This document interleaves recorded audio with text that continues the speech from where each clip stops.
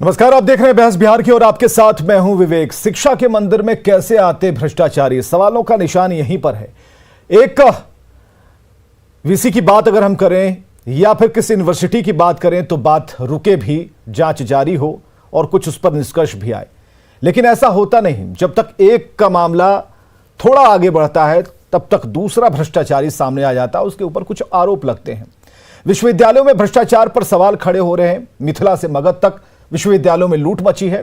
आखिर क्यों लूट मची है, ये आ कहां से रहे हैं, कौन लोग हैं, कौन भर्तियां करा रहे हैं और इसके पीछे इस गिरोह को थामे हुए कौन है, कौन खुद को कहता है भैया जी और कौन है श्रीवास्तव। इन सभी बातों का जवाब ढूंढने के लिए हमारे सहयोगी दिन रात खाक छान रहे हैं, लेकिन मिल कुछ नहीं रहा।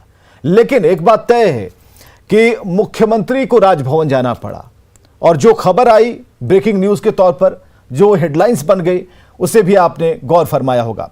हमारे साथ अजय यादव प्रवक्ता आरजेडी से हैं, अखिलेश सिंह प्रवक्ता बीजेपी से, कैलाश प्रसाद सिंह पूर्व प्रोफेसर हमारे साथ हैं, प्रोफेसर नवल किशोर चौधरी शिक्षाविद हमारे साथ मौजूद हैं। सबका एक साथ बहुत बहुत स्वागत हम करना चाहेंगे।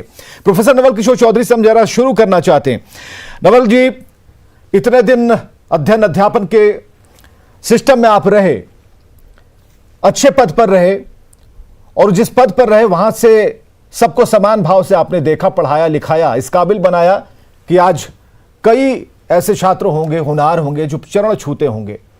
लेकिन कहानी अगर इसके ऊपर हम लेकर के चलें तो जो भ्रष्टाचार पर सवाल हो रहा है, मिथिला से मगध की कहानी हम बता रहे हैं और जो कुछ हुआ ये 2 से 3 दिनों के भीतर या फिर मगध यूनिवर्सिटी के वीसी के ऊपर, क्या किस तौर पर इसे आप देख रहे हैं, इसका क्या एंगल है, आपके दिमाग से हम समझना चाहेंगे। मेरा अपना विचार है विवेक कि आप इसे गहराई से देखें, जो आप देख रहे हैं और उसका असर भी हो रहा है, तो आप पाएंगे कि जो हो रहा है यह पहली बार नहीं हुआ, यह पिछले 2 दशक से हो रहा है, खास करके 1.5 दशक से हो रहा है और यह सबको मालूम है। माननीय मुख्यमंत्री श्री नीतीश कुमार, जिनका मैं बहुत सम्मान करता हूं व्यक्तिगत रूप से, उनकी शिक्षा दीक्षा अच्छी हुई है, पटना विश्वविद्यालय के छात्र हैं, उनको सब मालूम है। महामहिम राज्यपाल से कुलाधिपति को मालूम है। और मैंने वर्षों पहले कहा कि भ्रष्टाचार की गंगोत्री राजभवन से प्रारंभ होती है, मुख्यमंत्री निवास से प्रारंभ होती है। और अगर भ्रष्टाचार को विश्वविद्यालय में रोकना हो तो इन दोनों संस्थाओं की अकाउंटेबिलिटी फिक्स होनी चाहिए। They must answer. Chief minister खासकर डेमोक्रेटिक गवर्नेंस में उनकी जिम्मेदारी है। जनता ने उनको वोट दिया है और पार्टी के तौर पर जिस पार्टी के नुमाइंदा राज्यपाल के पद को सुशोभित करते रहे हैं और जिनके प्रतिनिधि राज्यपाल के रूप में रहे, उनको जवाब देना चाहिए। प्राय आरोप लगता है कि पैसे लेकर राजभवन में नियुक्ति होती है, मुख्यमंत्री को कंसल्ट किया जाता है। क्या पहले मुख्यमंत्री ने क्यों नहीं जांच की, क्यों नहीं राजभवन ने जांच की? और आज स्थिति यह है कि उच्च शिक्षा को ध्वस्त कर दिया और यह थिएटर ऑफ एब्सर्ड है अंग्रेजी में। मुख्यमंत्री राजभवन जानते हैं और शेयर तय होता है। और मैं आपको बताऊं, मैं नाम लेना उचित नहीं समझूंगा क्योंकि प्राइवेट में यहां के सीनियर ऑफिसर ने मुझे कहा कि उनका भी कोटा था। मुख्यमंत्री कोटा बांटते हैं, कोटा राज्यपाल को देते हैं, कोटा अपने लिए लेते हैं, अपने अधिकारियों को लेते हैं, अपने इर्द गिर्द के जो लोग हैं उनको बांटते हैं और सबको सब कुछ मालूम है।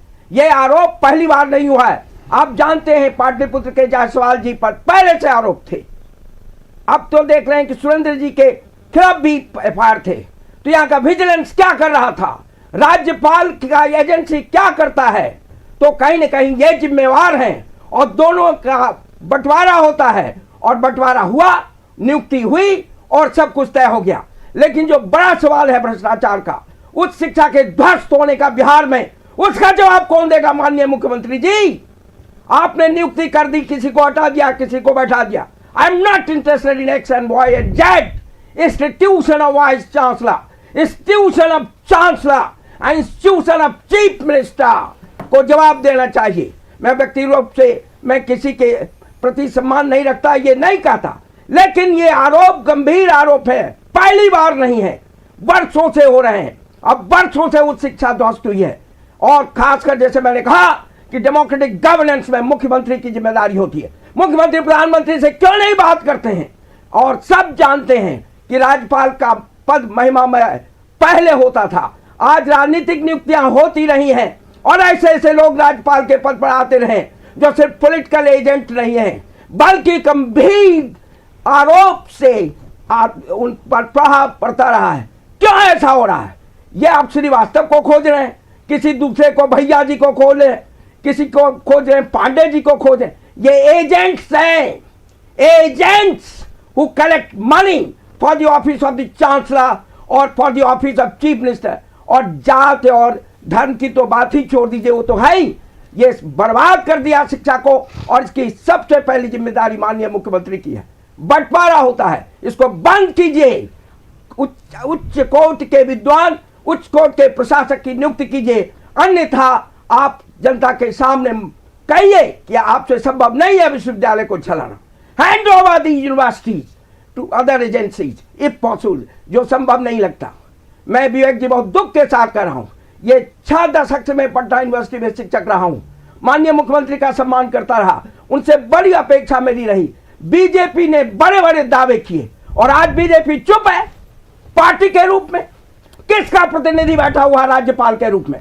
जवाब दे। Prime ministers office must answer, chief ministers office must answer, JDU president must answer और बीजेपी के प्रेसिडेंट को कोई आंसर देना चाहिए। ये बंटवारा बंद कीजिए, भ्रष्टाचार के गंभीर आरोप को टैकल कीजिए, बिहार को की उच्च शिक्षा को बचाइए और जनता को सामने आना चाहिए और मुख्यमंत्री को कहना चाहिए और कि आप इसमें सुधार लाएं और नहीं तो गद्दी छोड़ें।